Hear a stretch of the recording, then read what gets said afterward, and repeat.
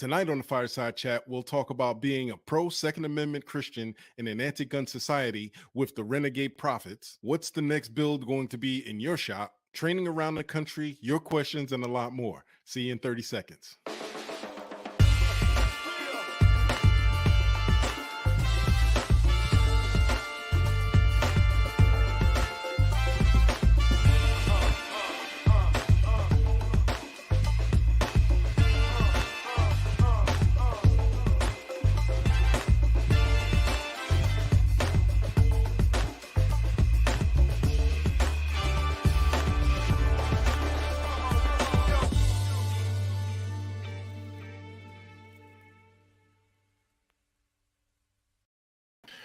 What's up? What's up? What's up, folks? Welcome. Hey.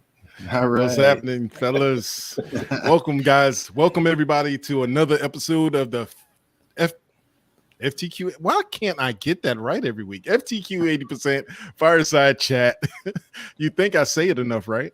No, it's okay. You just need to say it a couple dozen more times. But I mean, we already have a couple people joining in already. We've got Senior Moment. Hey, Mr. Vino, what's going on? Hawkeye, hey. Top what's 10 up, fellas? The usual suspects are in the house on time or early. Right? Yeah. And Jeffrey said he's going to get through here at some point, hopefully. Nico Bernie sneaking in the door. What's up, Brian? D-Kind too. Hey, what's going on? Yep. Man, look, it's been a crazy week, man. What's been going on with you guys? J. Bradley Reed, new name to me. Hey, how you doing, bud? What's going on? Working on little projects and stuff here and there, man. Jeff Crane. Yeah, same here. Get all your shout outs here. There. Who else we got going on? That's everybody for right now that said anything, of course. You want to get your name up in the 5 seconds. Hey, Darth Dev, there we go. Been posting a lot of really good deals and discounts in the forum there. Thanks, bud. Appreciate you. And, it's always good to share these things when they come about. Speaking of the forum, what we got? Well, you asked me to mention it. I'm going to just get it out there right now. We instituted a ranking system, just kind of a nod to contributions, as it were. If you're under 50 posts, you're a neophyte. Hey, cool. Well, I was thinking kind of call out to the old building traditions. You go neophyte to apprentice to journeyman to master. And you go from there and occasionally get special rankings here and there and in between. But it's really simple. Post counts like 50, 100, 200, 300 kind of a deal. Hawkeye has already exceeded the master builder limit, like above and beyond. But I can also give special ranks. I think we got to think of a special one for Hawkeye, man. That dude. I mean, just a wealth of knowledge, man. It's just, and I'm wondering when this book is going to come out. Well, I mean, he's pretty much posted most of it. New chapters are coming, right? All y'all folks on the forum, make sure you guys check the Hawkeye gallery when y'all get a chance. Yeah. But anyway, that was it for the forum. But I just wanted to throw that out there while we were talking about it. But we do have some guests there waiting in the green room. Yeah, we got some guests going, but let me get to some announcements before we get there. The first announcement is that we have guests tonight, guys. Remember last week I was telling you about the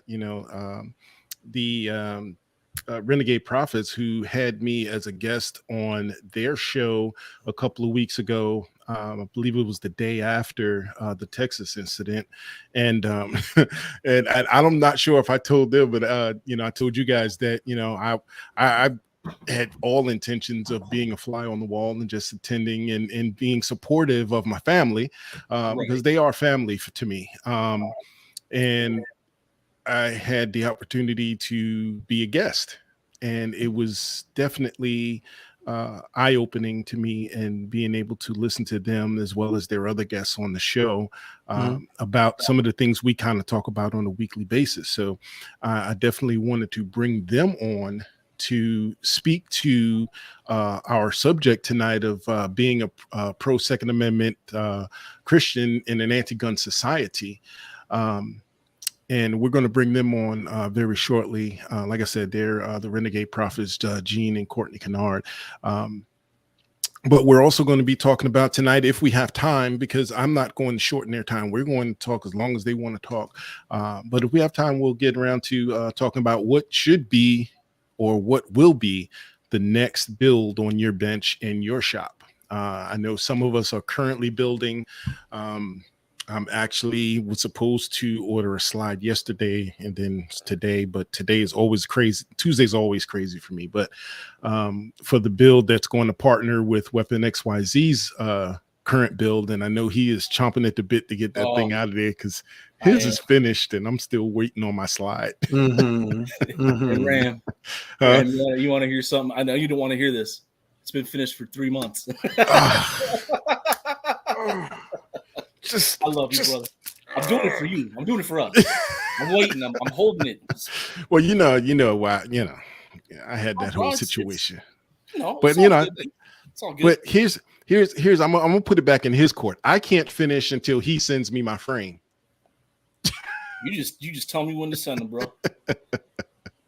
Well, thanks to Hawkeye, it's finished on your end. So right, I've got a little thing I want to finish up for you. I'm gonna end up tossing that in your box with your frames, and you just give me the word, I'll ship it out right away.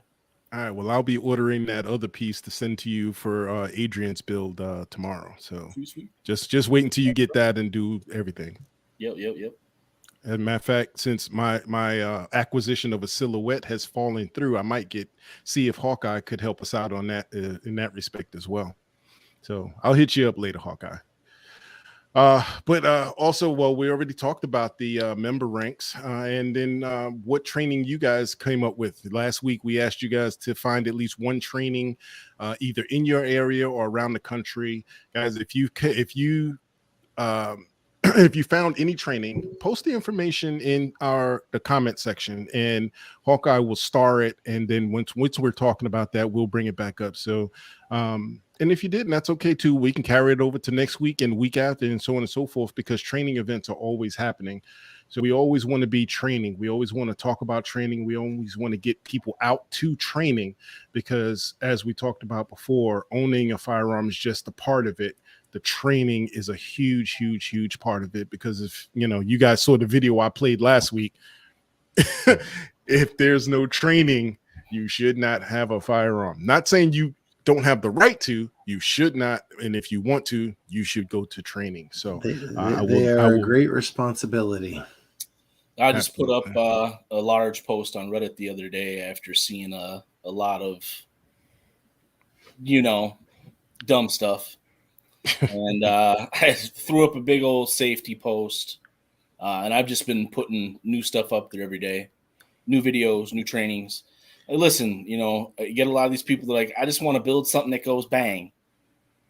And then they're like, oh, I don't know how to do this. I don't know how to do that. I don't know how to do this. Would you build a house without looking at the blueprint? I mean, how big are we talking? Like a 110 by 10 shack, or No, you wouldn't. No, you wouldn't. You wouldn't build a house without having some sort of plan set forward. You wouldn't handle the tools to build that house unless you know what you're doing. Exactly. Yeah. If you know how to use your tools and you're comfortable with the process, you might not need blueprints as such, but you know what you're doing. Yep. I don't know about you, but if I get a nail gun, I'm reading the instructions. So for best performance, duct tape the safety tab in so that you don't have to worry about pressing it up again. Don't do that. Don't do that. Don't do that. But yeah, so those are some of the things we're going to talk about tonight, and in the interest of moving forward, we're going to bring up our guests. As I said before, they're family to me.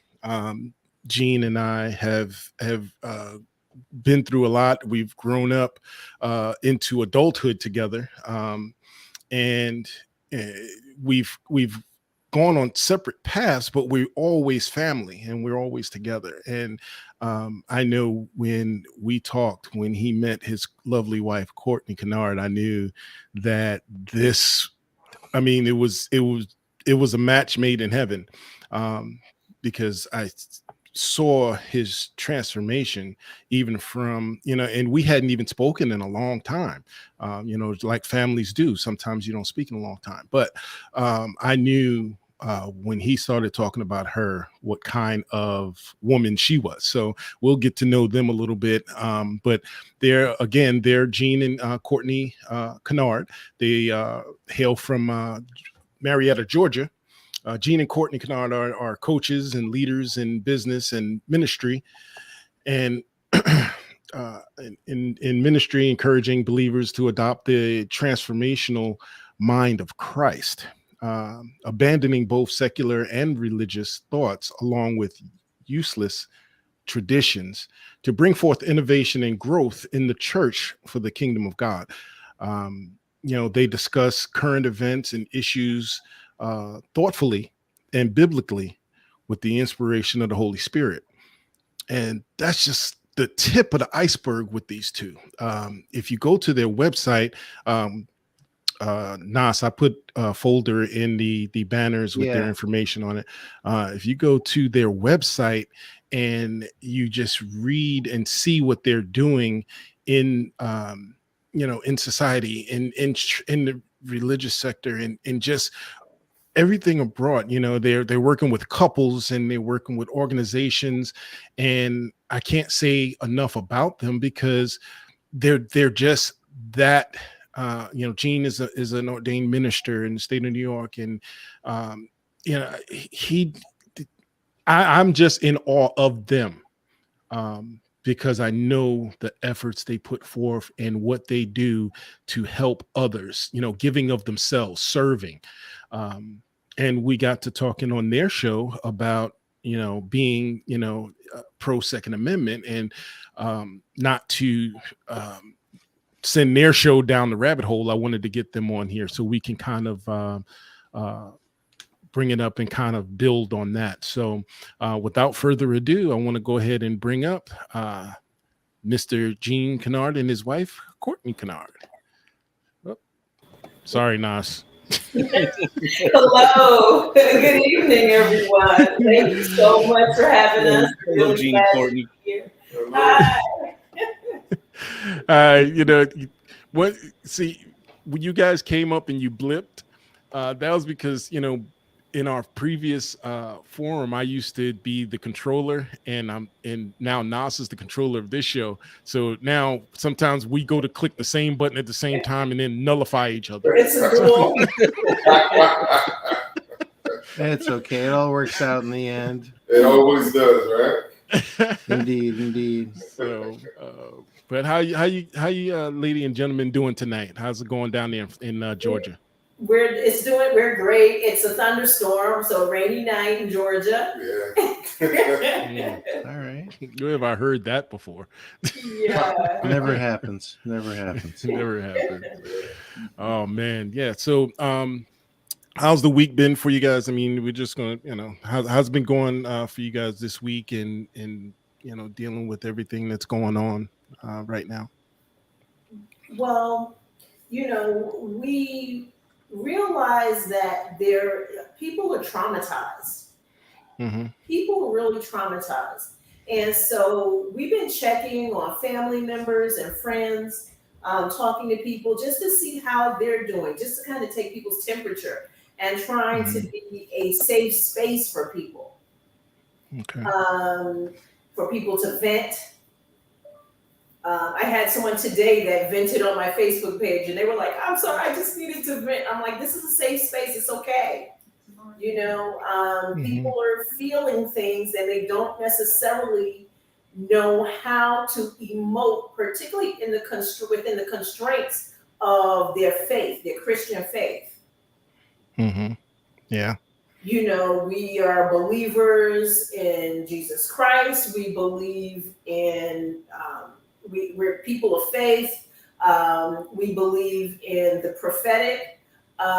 we're very entrenched in our faith. However, we have been commissioned by the Holy Spirit to think outside of the constraints of the church. Okay.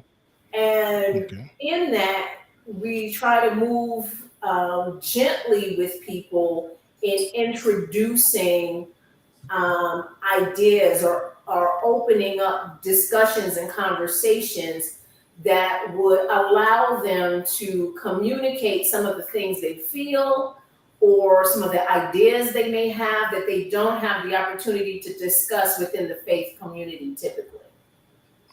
Gotcha. That's awesome. Judgment free. Say again? Judgment free. Oh, absolutely. Good. That's paramount, because if people feel like they're going to be judged, they won't speak up and won't share. Right. Won't open up. Right. So, but we got a couple of questions for a few questions for you guys, if you don't mind. We know that you guys are pro-2nd Amendment, but what is your, and this is absolutely not a any type of thing to pigeonhole you guys, but what is your guys' stance on the Second Amendment? It's strict as it relates to stricter gun laws and universal background checks. Do you want to take that one? Or I can start that one. Volley back and forth. Yeah. Well, first off, we are in support of the Second Amendment. But I don't think that it's unreasonable to have background checks. Mm-hmm. I think that's something that is needed, especially in recent times. We see these mass shootings occurring, and we're seeing that it's happening with a targeted group of people, a targeted community, and so. Yeah, I believe that everyone has the right to bear arms, but I think there's a certain level of responsibility that comes with that. Like you were mentioning earlier about the need for training, and I think that is so imperative that people get the proper training, because I think it also alters the mindset. It ensures that there's a proper mindset with the training. It's just like an athlete. An athlete can have talent, but the training has to go along with the talent in order for them to truly be successful. So in terms of, I'm not saying that people shouldn't own firearms, but you should have the proper training so that you can be responsible, so that you're not being a loose cannon, no pun intended. Because I think there's a certain degree of restraint and respect that comes with the proper training. Absolutely. I agree. As we were talking about before, we all believe in training. We all spend a lot of money going to the range and sending rounds down range. So we make sure, one, we're proficient. Two, our weapons are proficient, because most of us carry on a daily basis. And if the need should ever arise, we want to be sure that if we decide to use our tools, because that's exactly what it is. It's a tool. In the right hands, a tool can build houses like we spoke of earlier, but in the wrong hands, the tools can rip down the house, and as far as background checks go, I mean, every background checks are tricky, because anyone that purchases a firearm has to have a background check. That's not even a question. Where the conversation is today is universal background checks. And if I'm not mistaken, which I don't think I am, the universal background checks now delves into person-to-person transactions. Because right now in this country, I could purchase a weapon from anybody on this screen, as long as it's legal within the confines of our state. And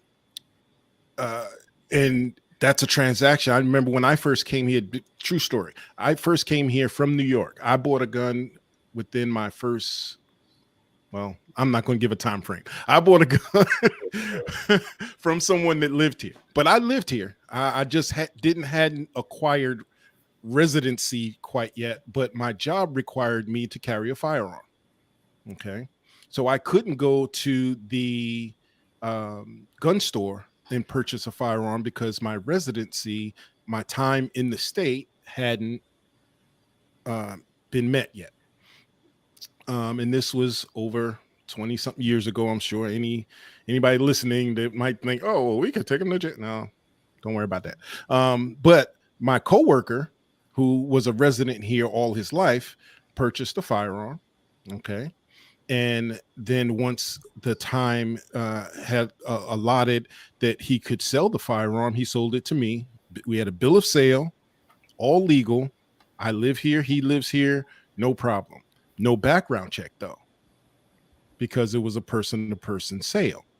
So that's what they're trying to go to now, because anybody that goes to a gun store, you have to have a background check. No question about it. No matter what firearm, it could be a 22, it could be a 308 sniper rifle. It could be a long range, it could be anything, but it has to go through a background check, a 4473. So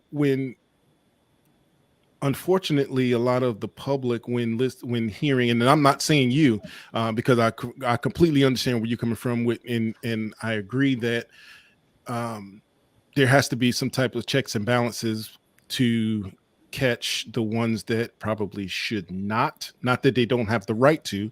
And I have to preface it with that everyone has the right under the Second Amendment to bear arms, but sometimes everyone should not have arms because of their mental state, and we'll get more into that in a little bit. But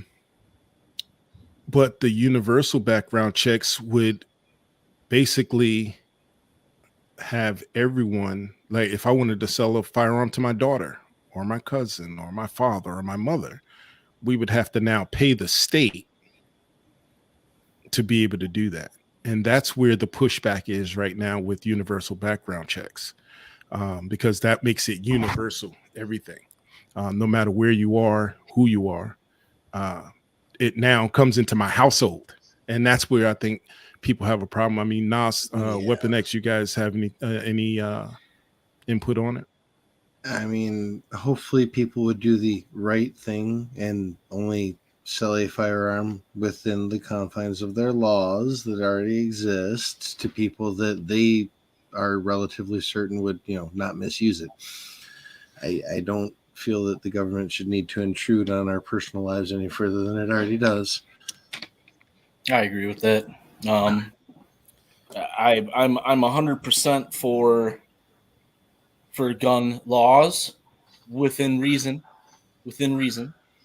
And yeah, I mean, I agree with Ram and Nas both that I believe that everybody should have the right to own a firearm, but I don't think everybody should own a firearm. I see it on the daily. I see it 50 times a day. That person's going to shoot themselves. I mean, I see it every day, or they're going to end up shooting somebody else, just based on specifically their, safety and handling of their firearm. And that's where training comes into play. Yep. And then, I mean, I've had to, search people's profiles and see, that they were on suicide help Reddits and stuff like that. Those are people that I automatically offer help to.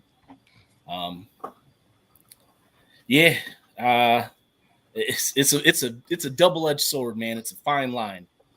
And you're riding a unicycle down the middle, dude, and you're touching feet down on both sides. It's kind of how I feel about gun laws. That's how I feel about the universal thing too. I see the benefits. I see the good things to it, but unfortunately, the bad far outweighs the good for me. Government has a history of misusing its laws against the people. Mm-hmm. What about you, Courtney? How do you feel about what we've discussed so far? Well, I unpack it a little bit differently. I look at the Second Amendment, and then I see two components to the Second Amendment. and that being the regulated, the right of a regulated militia and the people who basically it infers serve in that militia, being ordinary citizens who serve in that militia, to bear the rights that have the right to bear arms without a doubt at the time that it was written. And I think that we're in a time that supersedes everything that this amendment was founded on. And I think it's time for us to write some new laws, create some new statutes and regulations that protect both the people, or that not even both the people, but that protect the people. Okay, because it was meant for the people, the Second Amendment, to maintain the independence of their states. But within the context of organization, within the context of order. And what we have now is not order. It's not orderly. As you stated, people can go in a gun shop, but they can also engage in person-to-person sales. I know of people who have delivered tanks. They're in the logistics business and they've delivered tanks in the state of California. An ordinary citizen arming themselves with tanks against whom? Other citizens. And so we really have to not be afraid to ask each other why, what, when, what is your purpose? What are you doing? Why do you need this piece of equipment? I don't know that we even need to leave it so much to the government to do, because this was written for the people. I like that statement. In defense of their states. And so I think as the people, we need to come to a consensus about what is going to work for the safety and protection of all. And right now we have citizens who are underarmed and we have citizens who are overarmed. So you're suggesting that the overarmed citizens should spread them out to the underarmed ones? Pardon me?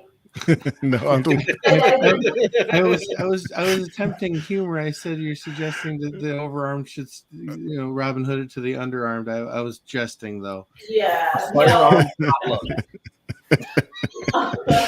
Now we get into socialism and all of that. But I'm not suggesting that. What I'm saying is that we need to create an equal playing field. Yeah, I definitely agree that one of my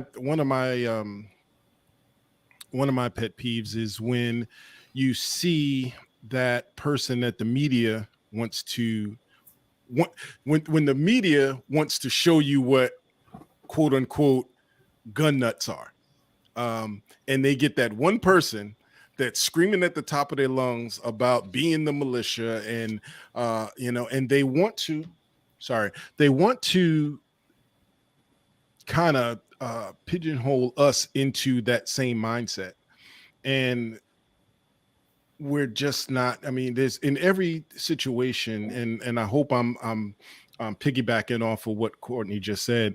In every situation, there's people that are far right and far left. And then you have people like myself that are in the middle that just want to protect myself, my family, my neighborhood, and my friends. And I believe that we're of like mind in our forum. Obviously, I don't know everyone in our forum, so I don't want to speak for them.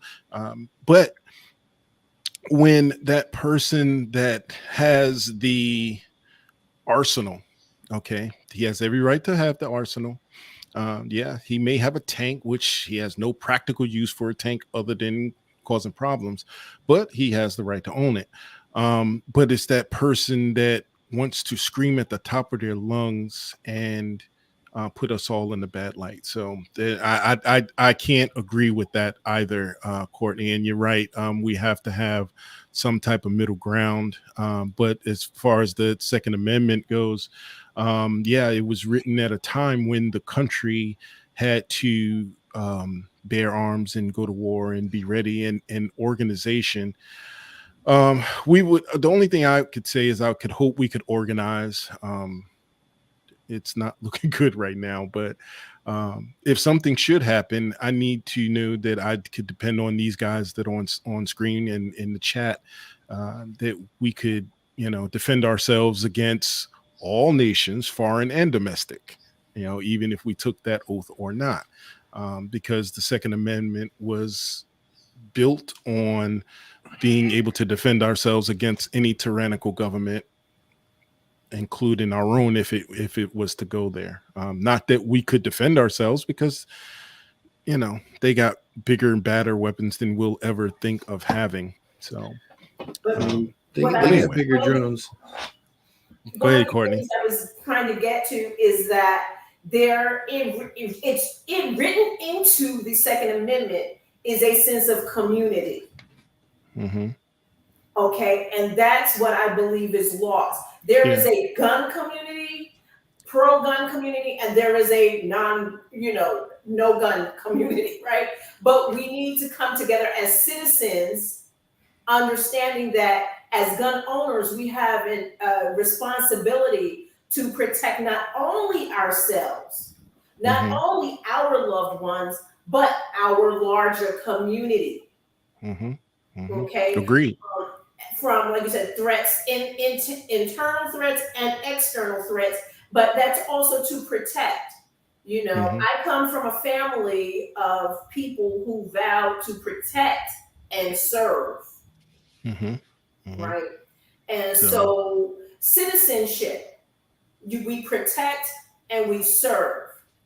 So I think that we need to sometimes. It's not just about owning a firearm or owning a weapon. It's about the use. Mm-hmm. And it's the conversations that we need to have that bring it back, dial it back from just the right to own. It's like, what is the responsibility in owning? Absolutely. When you bring that conversation up, now you can bring it to localized community. We can talk to the churches and see what are they prepared to do to protect their communities? What are they prepared to do to help their neighbors? What are we prepared to do in order to maintain our freedoms and all the things that are important to us? The conversation turns inward instead of outward. And then we can find solutions that make sense for everybody. That's absolutely agreed, 100%. And that actually takes us into our next question. It's funny that takes us into our next question of, how can the church take a stronger position to protect our communities, and we as Christians fulfill our roles of defending the kingdom without infringing on the rights afforded us by the United States Constitution? Well,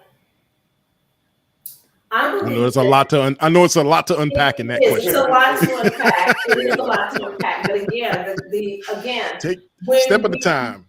Come back to the conversation of serving and protecting. The church in the word is referred to as the storehouse. Mm-hmm. Joseph, God ordained Joseph to be a storehouse, to establish a storehouse where the people, when they were in trouble, could come to gather resources, to draw resources, right? Mm-hmm. And the church, I think, in a lot of ways has dropped the ball in that area. And we need to get back to the concept of the church as a storehouse, a place where people, as you guys mentioned, training, where a place where the church is part of the militia, or has its militia. Let's look at Nigeria this week. The Catholic Church, where blood was spilled on the altar. Just, Yeah. But the church needs to be better prepared. Not just a few security guards for the pastors and the bishops, right? But how do we as a church draw on our strengths of financial resources, of spiritual resources, of internal power to empower the people? Yeah. And bring understanding to the people, and then fight for the proper legislations and do these things. So I do believe that the church has a larger role and can play a larger role, a larger responsibility in bringing, not just funeralizing people, right? They should be at the beginning and the front of this issue. Before we get to that point. Right. Yeah, right. Yeah, I agree. And I think how the church is able to do that is the church is able to connect with governmental leaders, politicians. They're able to push for certain legislations. They're able to draw from the resources that are pooled. These are pooled resources, people from the communities who are pouring their finances into these churches, and the church has a responsibility to make sure these people are protected. Agreed. What about you, Nas and Weapon? Would you got any input on this particular question? Oh, I've just been nodding my head the whole time, and most of it in agreement. Not just in pulling it in, but 100%. Can you put the question back up there? Yep. Thank you.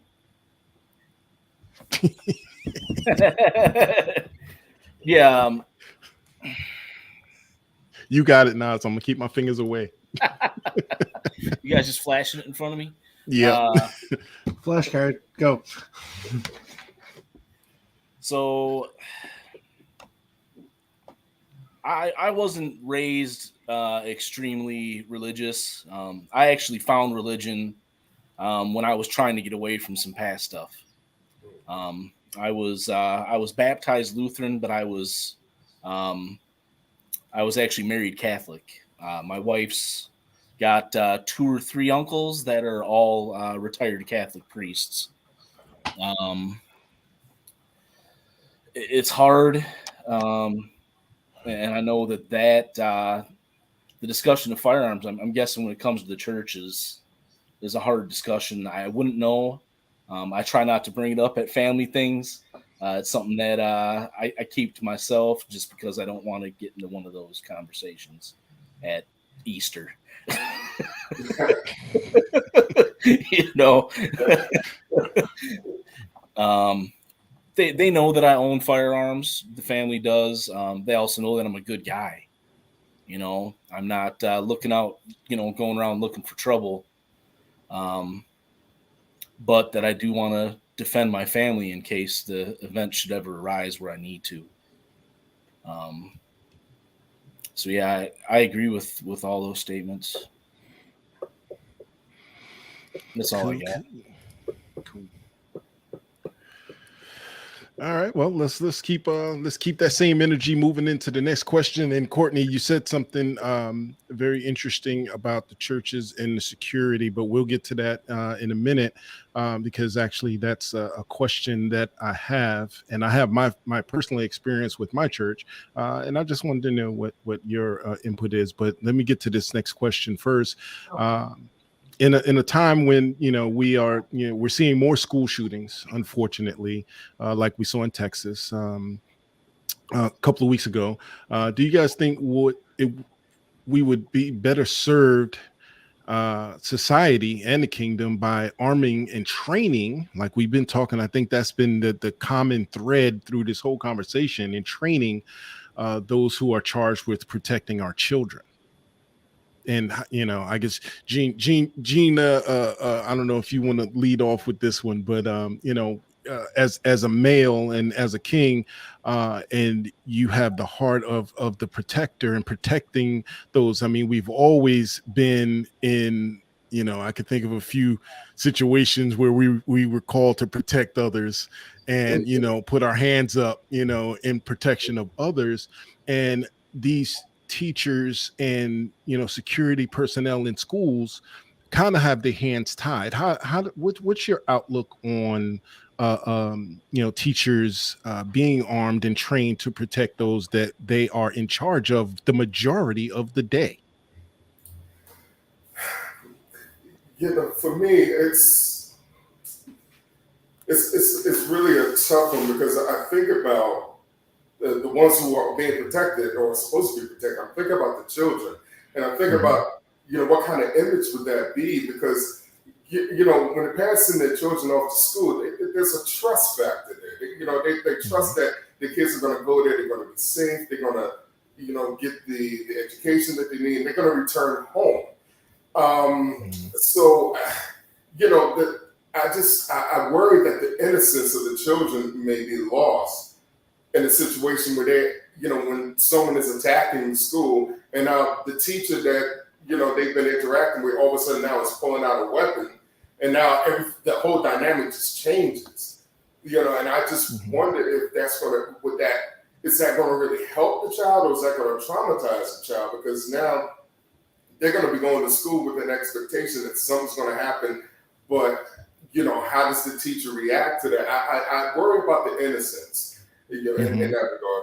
Well, I feel very strongly on that issue, because in places like New York City and other inner city schools, urban centers, children are already being institutionalized in the public school system. Basically, they're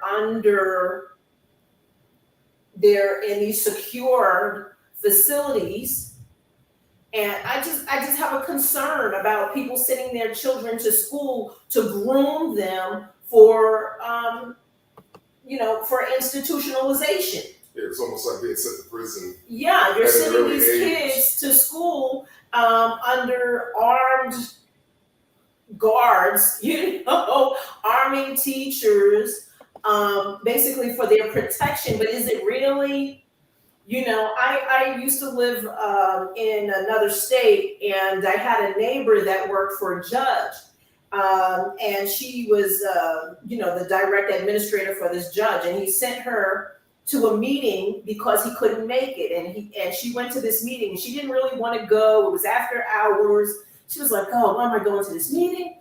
So she went to this meeting, and she said they were in the meeting talking about from the 4th grade school records, which children they were kind of like saying, okay, this is how many prison facilities we're going to need based on these 4th grade school records, 4th and 5th grade school records, right? So now we're grooming these children to be in schools that are like prisons. I'm not comfortable with that. I can see where you're coming from there. Pardon me? I can see where you're coming from there. It certainly would be very bad optics and could traumatize the kids in that sort of a situation.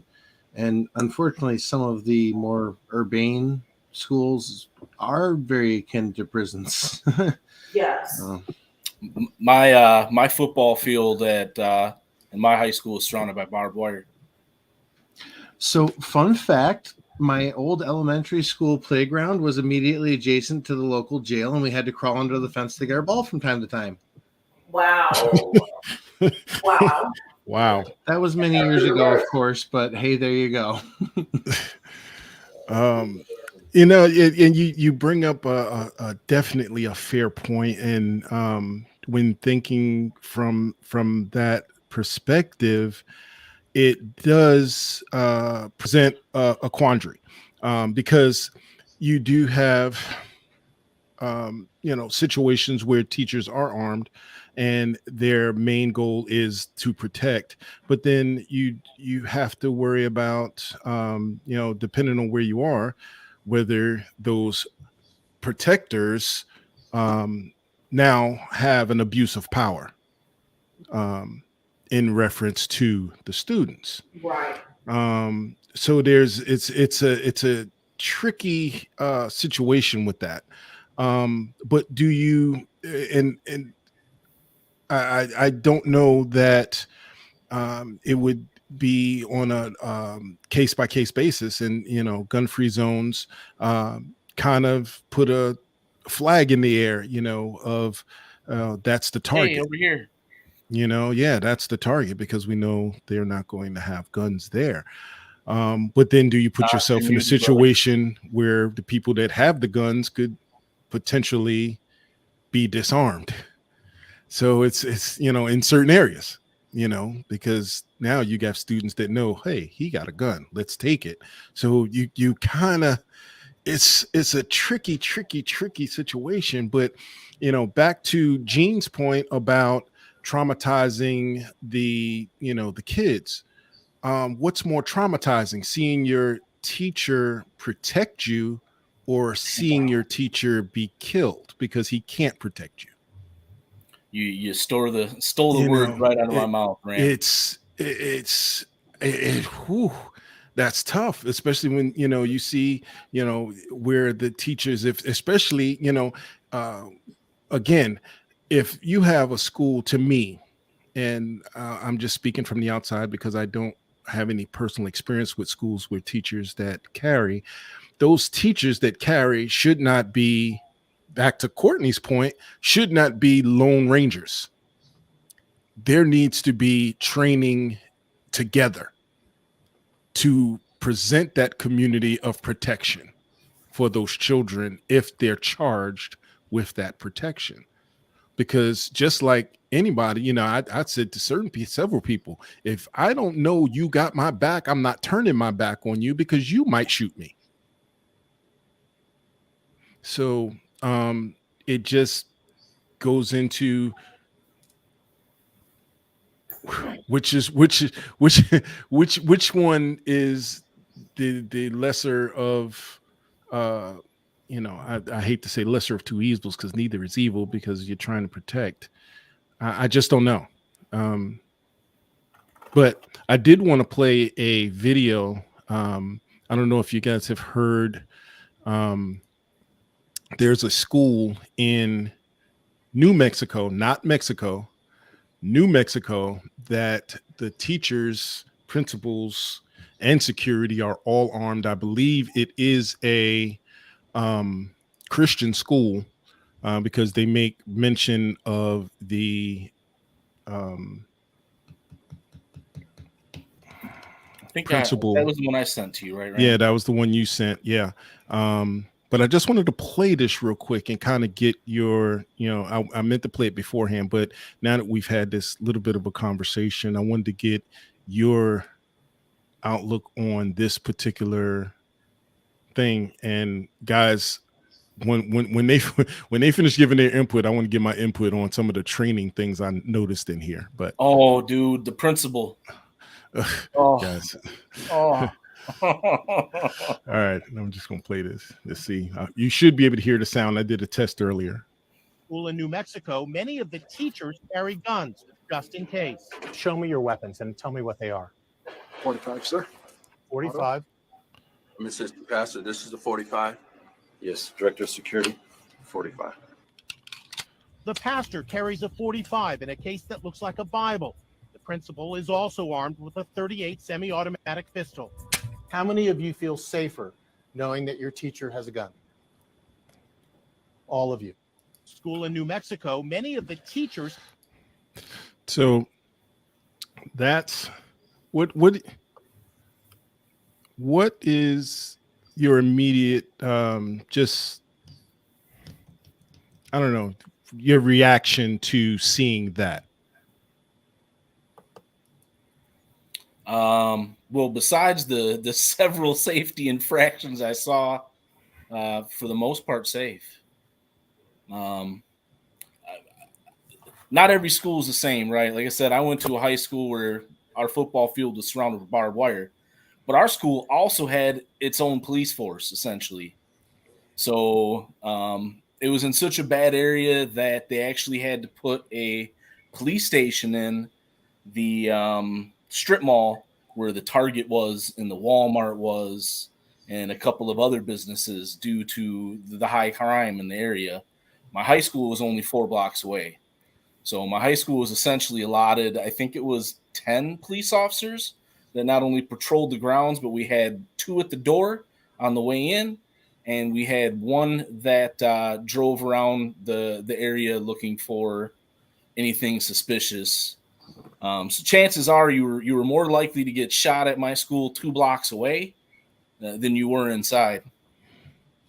But how did that impact you?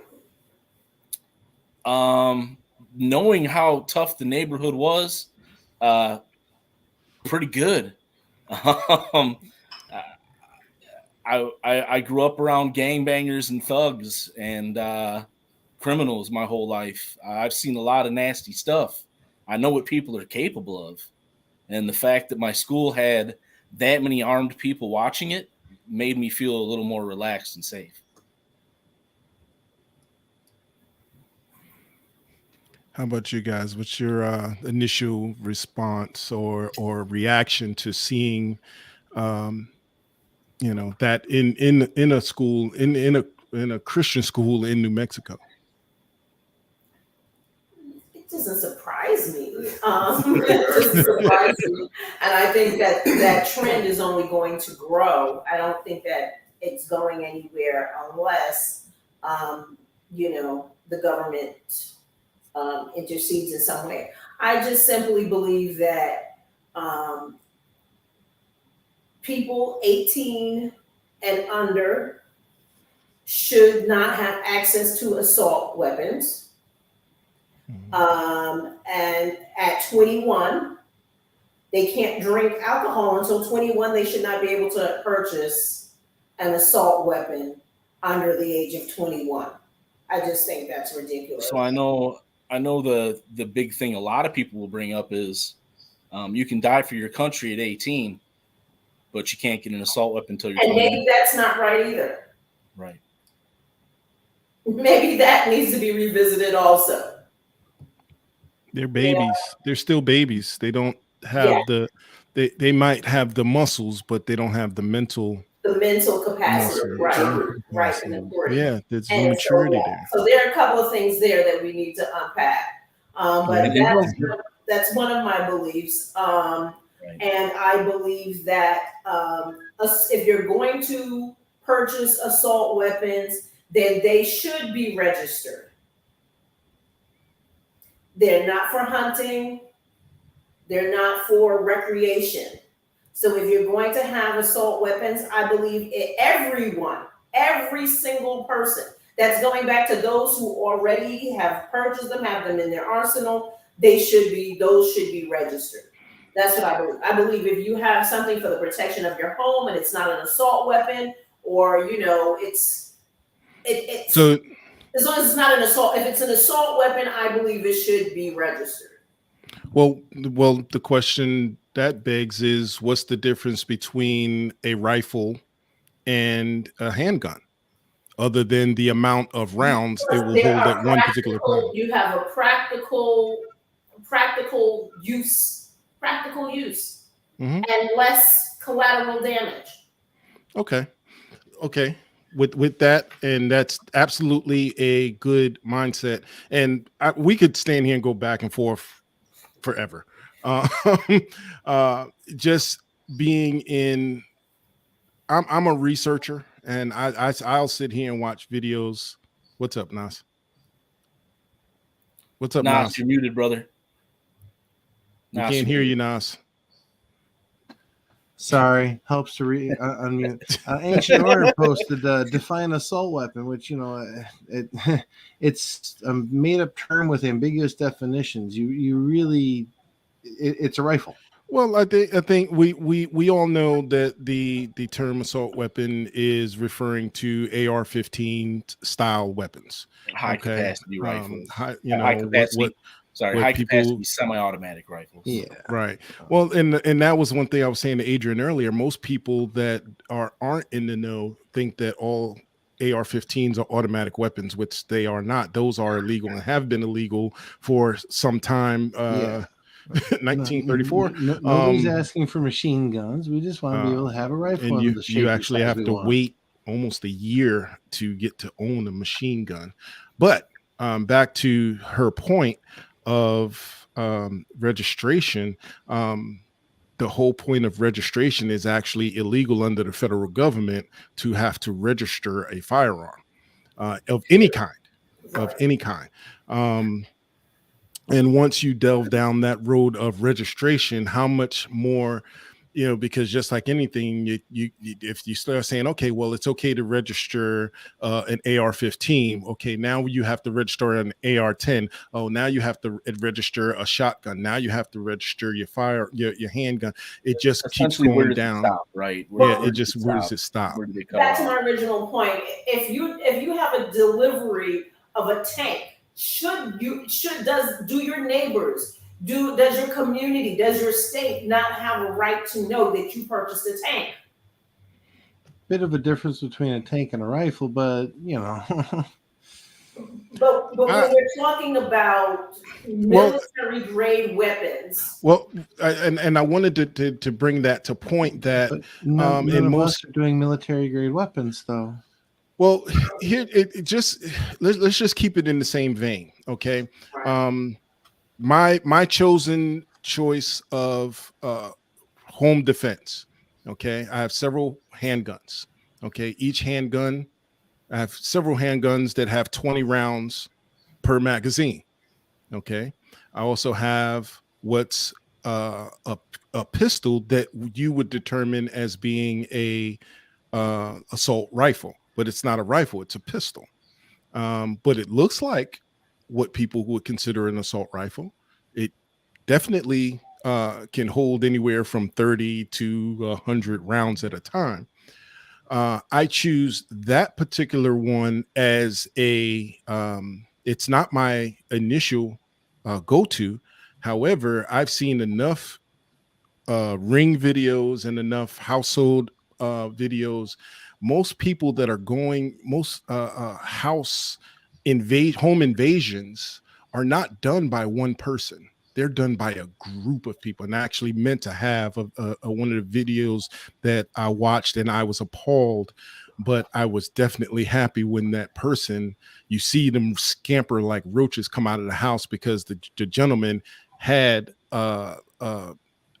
standard capacity rifle or pistol that, because you're going to miss in a time of what do you call it? When you're under duress and someone's coming in your house, first of all, you're waking up most of the time because it's in the middle of the night, or it's in the afternoon when you're not expecting someone to come through your door. You're not going to have the wherewithal, and that's where training comes in. But if you miss more than there are people that are coming in, that's a problem. So I would rather have, and I did a video that said, there are no, there are no rules. And if the scales are going to be unbalanced, I want it unbalanced in my favor. Okay. I want to be the one that if you come in my house, I'm walking away unless you run away. So to say that there's no need for me to have that, well, when I have 10 people come in my house, and chances are I'm going to miss more than 50% of what I hit, because they're not going to stand there and let me hit them. They're going to move. You mean, Ram, you're not John Wick? I'm not John Wick. I'm not any of them cats. I'm not Jerry Michalak. I'm not Lena Michalak. I'm not any of them. But I know I can shoot a piece of paper down range at 25 yards, but that piece of paper is not moving either. So if someone comes in, and the way my house is made, it's a bottleneck. So if you want to get to me, there's only one way to get there, and you're not going to get there. But not everyone has that, that ability to say that. And I believe that if you have a home and you want to protect it, you should be able to protect it with whatever you can buy legally within the confines of the law. I'm not saying that anybody should have a tank. I'm not saying that anybody should buy illegal machine guns or I mean, absurdness. A 50 caliber sniper rifle. That's not for home And that's use. what I'm speaking about. That's not for home use. But if you want to This go is out and this is exactly what I'm speaking to. We have people that are going out purchasing things, especially these teenagers, that they should not even have access to on the market. And that's what I'm talking about. Well, the person, and I think Weapon X again shared a video of the other day, which actually, and I said in reaction to it, that it doesn't bode well for our argument of the Second Amendment and, that it's not as easy as some people think to get weapons. The guy that, the 18-year-old boy that went into the school in Texas used weapons that I couldn't even buy, not because I couldn't own them, but because I couldn't afford them. I think they tallied up, was it what, $23,000 or something like that? $23,000 between the 3 weapons he had and the ammunition he had. I may be exaggerating. No, that sounds about right. That sounds about right. And I don't have the video pulled up, but that sounds about right. It might have even been more. But the question, where did he acquire these? Because at 18, bingo, at 18, bingo, where and who helped him and get how, right? How did he get these particular weapons because these are not cheap weapons. These were very expensive. I mean, one of the rifles he used was well over $2,000 in value. So how did you afford it? And if you didn't afford it, someone gave it to you. Who did? And these at 18, and these are the things that needs to be investigated, as well as why. But anyway, are we going long? Yeah, we are actually long. We're over time already. We're over time. There was there was one more question that I did want to pose, and you guys can decide whether you want to stay for a few more minutes and because this question is pertinent to the church. I did want to ask, that's what happens, man. We get to talking and sharing, and time flies by, man. Right. We don't even realize. Listen, I thought we had about 20 minutes left. Holy crap. Yeah. No. Yeah, man. It goes by. I sent Ram a message like 5 minutes ago going, hey, 5 off. Man, I'm not even paying attention to my phone or the chat, man. That's okay. That's okay. And I get that way sometimes, especially when I turn my monitor down. I can barely see it anyway. That's why I got these specs on. But real quick, just let's get to this question, because I'm really, and I saved it for last for a reason. I really, really, really wanted to get to it. But more and more churches are arming the security teams, as we've seen in the rise in church shootings over the years. But do you find that these churches or armed Christians are getting a bad rap for being the protectors that God has called us to be? And what are your thoughts on armed security in churches? And I know Courtney kind of spoke to it a little bit earlier. Well, for me, I don't have a problem with there being armed security at the churches. I mean, historically, churches were always a safe place. You know, even during slavery times, so that was a place to go for gathering. Even during the civil rights movement, meetings were held in the church. So it's if you want to protect the people, I don't have a problem with armed security. But I want to, real quick, Ram, I want to go back to the question you had regarding the children in the school. And I'm just going to say this real quick. Okay. For one, it saddens me that we even have to have that discussion about, should teachers be armed? Yeah. Teachers have a hard enough time just being teachers. True. Now now they have the responsibility of not only producing class lessons, not only having to monitor manage the different personalities of the children in the classroom. Now they have the added pressure of well, if someone comes in, now I got to be able to draw my weapon. I mean, is the weapon going to be at the desk? Is the weapon going to be on them? Is it going to be locked in a closet in the classroom? It's just so many different factors. So it breaks my heart that we even have to have that consideration for the children. Yeah, because we didn't have to worry about that. Right. So my thing is, instead of arming the teachers, let's find a way to just prevent that from even happening, from these people being able to get into the schools with these guns. That's my thing. It's just prevention, not arming the teachers, but preventing that type of thing from even happening. Now, in regards to the church, it's the same way. I'm segueing back into the current question. Okay. I think there should be armed security because the churches are not safe anymore. I mean, going back, I forgot what year it was, that church in South Carolina, when they were having a prayer service and a kid walks in, he's taking part in the prayer service and everything. Right afterwards, he's shooting everybody, including, I believe it was including the pastor. Yeah. So and now that puts the pastors and church leaders in a different mind state now. So I do believe that there should be some security around the churches. I do believe that we need to take that type of approach. I don't know if my wife agrees with that, but I do feel that way. And once again, that saddens me also. Because, I mean, we know that the Bible says, and we were talking about this earlier, that the kingdom suffers violence, but the violent take it by force. To me, it's an all-out assault. There's a spirit behind all of this that we're talking about. There's a spirit behind these people being able to purchase these weapons and have the mindset of just murdering folks. I saw a video recently of a little boy. I was telling Courtney about this a couple of days ago. A coworker showed me a video of a little boy. He couldn't have been no more than, I would say at the most, he was 10 years old. The kid said that he wants to grow up to be a murderer. That's his goal at that age. He wants to be a murderer. He likes killing. And he learned about killing from watching a grown-up show where people were killing one another. So that's where he wants to be. He doesn't want to be a doctor, doesn't want to be a lawyer, doesn't want to be an entertainer, doesn't want to be an athlete.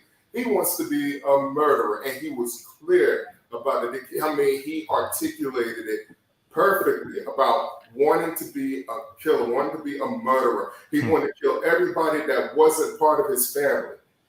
Go ahead. I was going to say, and I think that speaks to the larger issues.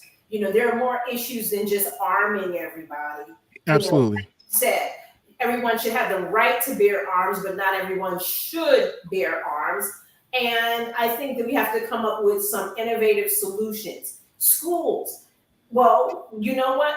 We need to raise our budgets for schools. We need to secure schools with technology. We don't have to arm teachers. There are schools that have these extraordinary budgets that have doors that automatically lock, that have all these safety features. Well, every school should have that. Absolutely. Child, remember No Child Left Behind? What happened to No Child Left Behind? My school back in 2001 had the electronically magnetic lock doors. Yeah. No school should not have doors that people can't just walk into. No. That's just stupid. So and I don't use that word often, but go ahead. So Courtney. we have technologies. We have to start with other things. We have to start with education. We have to start with mental health. We have to start with media. And what are we teaching these children? Why do we have a generation of children who are groomed to kill? Because that's a greater parenting or guardian issue that unfortunately the TV watches our children more than our parents or guardians do, and then they're not what do you call it? They're not. It's a societal breakdown that we have to examine, and we can't turn a blind eye to, because It's no longer just a random parent. We're not talking about one or two parents. We're talking about a full-on onslaught of young people with a mindset of murder.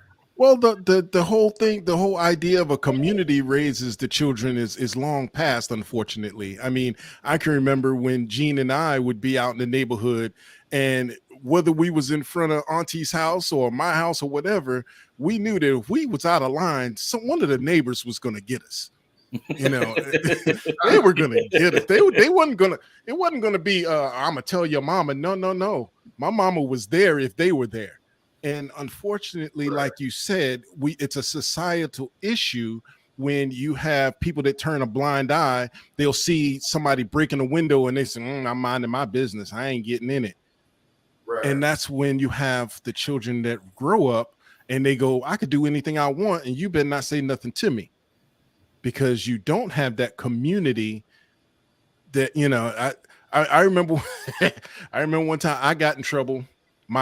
I got a spanking from my babysitter, I got a spanking from my mama, and I got a spanking from my father. You think I did it again? It takes a village mentality, dude, is gone. Right. Unfortunately. People aren't looking out for each other. I'm gonna quote a famous rapper actually who made a statement, and he said that the world is too small to stand in one place, and we're all roommates just sharing a space, right? Yeah. That makes sense. If that makes sense. Yeah, I got you. I got where you're going with. Mm-hmm. Yeah, that was good. But you just said something, brother. What is it? Weapon X? Weapon. You can call me Chad. It's no secret. No, but you brought up a great point. We say, you know, people aren't looking out for one another anymore.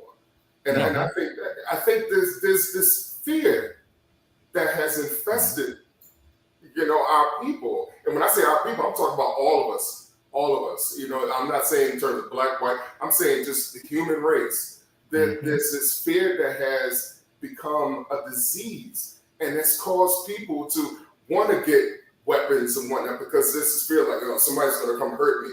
I can't trust the next person. I can't trust my neighbor. I can't trust. Some people can't even trust their family members. You know, I mean, you got people wanting to take out their own parents or take out their siblings. This is fear. But like I said, this is spirit that is becoming an infection. And I think that's the thing, that we're using weaponry. We're using the wrong weapons.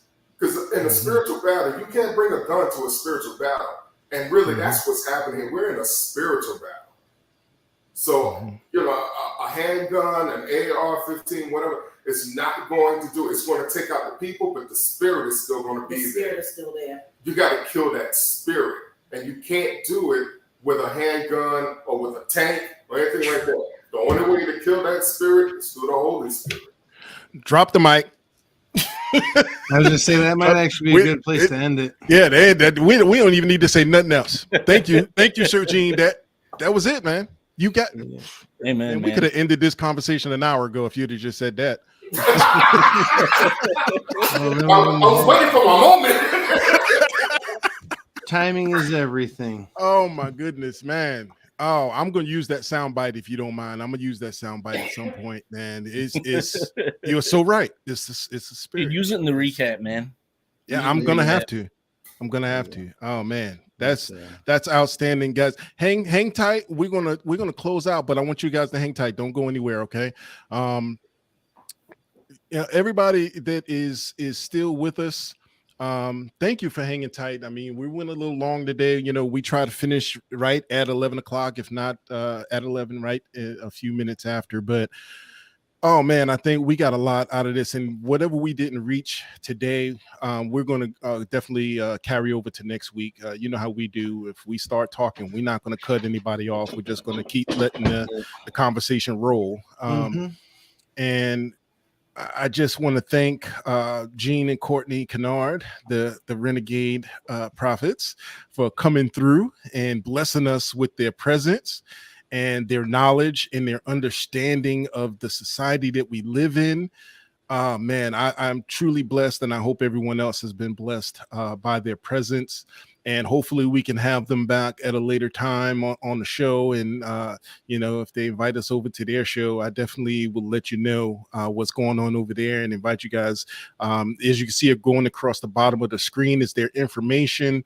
Go check them out, guys. Nas, if you don't mind, can you grab those links and put them in the chat?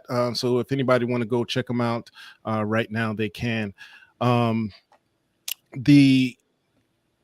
This show is about to evolve because we're going to talk more about what we do, and that's 80% building, but we're also going to do our best to get more guests on the show that aren't from within our community, because there are more people outside of our community than in, and I think we can all grow from listening to their points of view, and they may grow and learn something from our point of view. But the only way to do that is to dialogue and to start that dialogue and to be on the same, not so much on the same page, but be within the same circumference and be able to build with each other. So that was just a little bit from my 5% of days back in the day. But you know, they had some things down, you know what I'm saying? Some things made sense in that stuff. But Nasco went ahead and put the links in the chat, guys. So if you don't get it now, come back, check us out. But with that being said, we are going to bid you a farewell. Thanks for coming, guys. Thanks for hanging out with us. See y'all next week.